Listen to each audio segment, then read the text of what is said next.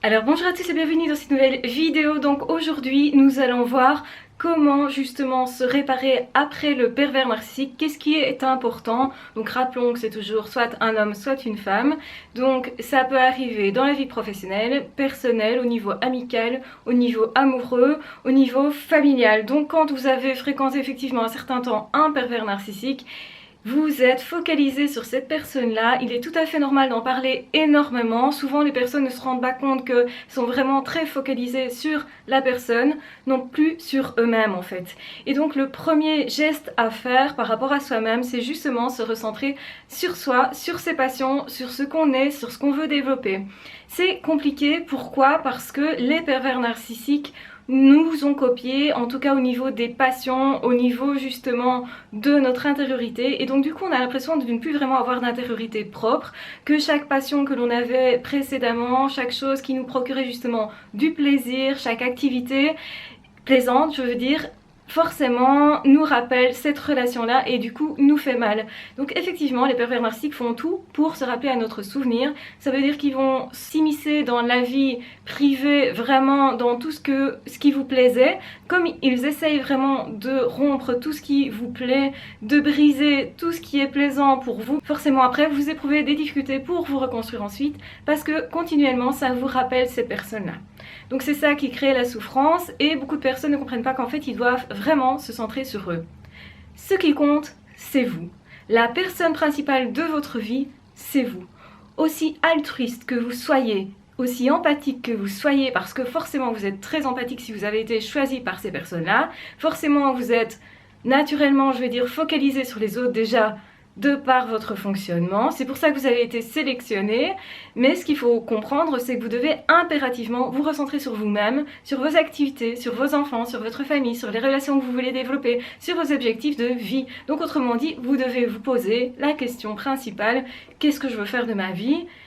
Qu'est-ce qui pourrait être sympa pour moi? Où est-ce que je prends encore un tout petit peu de plaisir, même si c'est vraiment parfois un tout petit peu parce qu'on est en mode survie en fait après le PN, donc ça c'est important de le dire. Après les pervers narcissiques, nous sommes en mode survie, donc effectivement on a du mal à prendre plaisir aux choses, de goûter vraiment la vie, de partager vraiment de bons moments, on y pense continuellement. Mais même si vous avez 5 ou 10 minutes où vous êtes un petit peu plus en paix, eh bien essayez de repérer ces moments-là et essayez de repérer ce que vous êtes en train de penser ou de faire à ce moment-là. En fait, ce qui nous fait mal, c'est principalement ce qu'on pense. Et c'est souvent parce qu'on pense des trucs négatifs sur nous, qui souvent ont été dits par les pervers narcissiques, qui souvent sont des choses qui nous rabaissent. Au lieu de s'encourager, en fait, on se rabaisse soi-même. Et donc, du coup, vous allez faire exactement l'inverse. C'est vous centrer sur vous et tous les matins, essayez de trouver un domaine dans lequel vous pouvez vous encourager. Tous les matins, essayez justement de trouver une phrase qui vous encourage. Essayez de faire des listes de vos qualités, de ce que vous avez réussi, tout ce qui va en fait renforcer votre confiance en vous, votre estime de vous, votre image de vous-même en fait. Vous avez réussi toute une série de choses, même si vous avez en tête tout ce que cette personne a dit de vous, il y a plein de choses que vous pouvez faire. En fait, les pervers narcissiques passent leur temps à vous dire que vous êtes nul, que vous êtes moche, que vous n'y arriverez pas, que vous n'êtes pas assez intelligent, que vos amis sont pas des bons amis, que votre vie ne vaut rien en gros, et que vous ne valez rien. Et ce qui est important, c'est de faire l'inverse. Après ces personnes-là, essayez de comprendre que tout ce qui a été critiqué, ce sont justement vos qualités. Aussi bizarre que ça puisse paraître, parce qu'effectivement, on a tendance à les croire, et c'est parce que vous avez eu tendance à croire ces personnes-là que malheureusement, ça a fonctionné et que la manipulation a fonctionné. C'est parce que quelque part, vous avez un manque de confiance en vous qui était déjà là préalablement. Donc effectivement, c'est ennuyant, effectivement, ça fait mal, ça blesse et c'est ce qui vous blesse. Donc non seulement vous vous dites que pour apaiser votre douleur, il faut que cette personne revienne, donc vous restez dépendant. Donc vous aurez tendance à continuer de courir derrière cette personne-là, à attendre les moindres signes de cette personne-là, à essayer d'avoir un message, l'attention de cette personne-là. Effectivement, cette personne-là sait qu'il y a une dépendance, connaît votre douleur et ne reviendra pas tant que justement il y a une demande de votre part.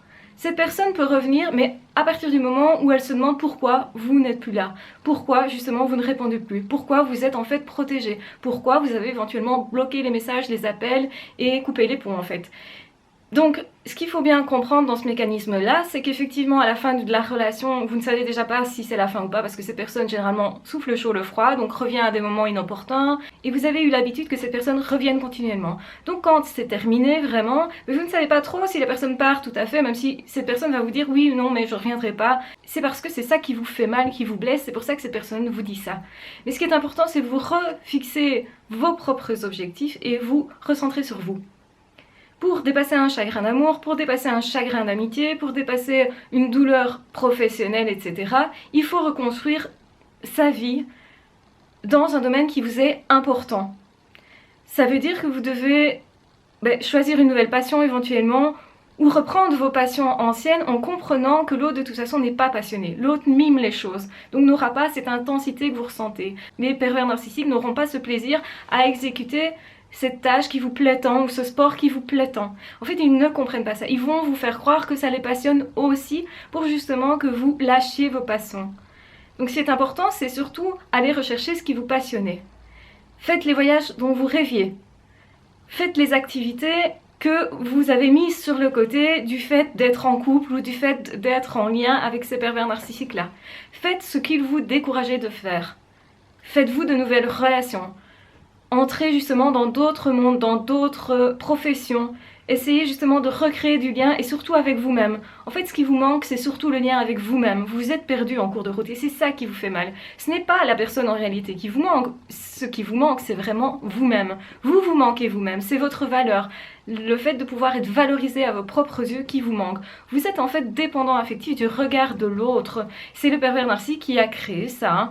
Mais c'est parce qu'il y avait aussi une faille intérieure. Donc il est super important de se centrer sur soi et de s'envoyer le plus d'amour possible, c'est-à-dire essayer de prendre conscience de toutes ses qualités, de toutes ses forces, de toute son intelligence, de toute votre beauté, qu'elle soit intérieure, extérieure, les deux.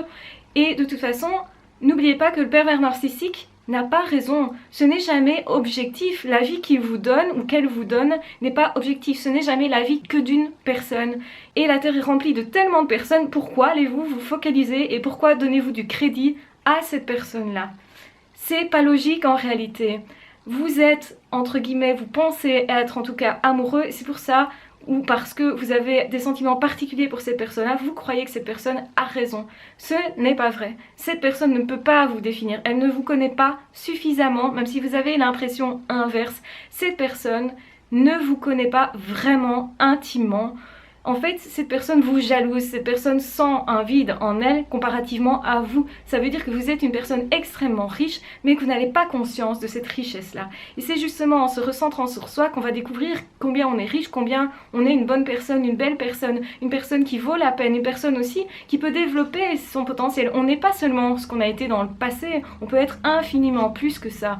Et ne pensez pas que parce que éventuellement vous êtes mal comporté, entre guillemets, de votre point de vue, par exemple vous avez trompé votre pervers narcissique, en fait c'est cette personne qui vous a amené à cette situation-là, qui va vous amener justement à vous faire douter de vos valeurs, à vous faire douter du fait que vous soyez une personne saine. Et si vous doutez de ça, et bien en fait ça crée un manque, une frustration, une blessure, et c'est ça qu'ils cherchent à faire, c'est une blessure narcissique. Donc vraiment, il faut se revaloriser narcissiquement, ça n'a rien de bizarre et vous n'êtes pas bizarre vous. Réfléchissez bien comment vous vous comportez avec toutes vos relations. Ce n'est pas juste parce qu'on vous avait fait une soi-disant erreur dans une situation avec une personne en fait qui n'était pas saine, que vous êtes une mauvaise personne. Ne pensez jamais ça.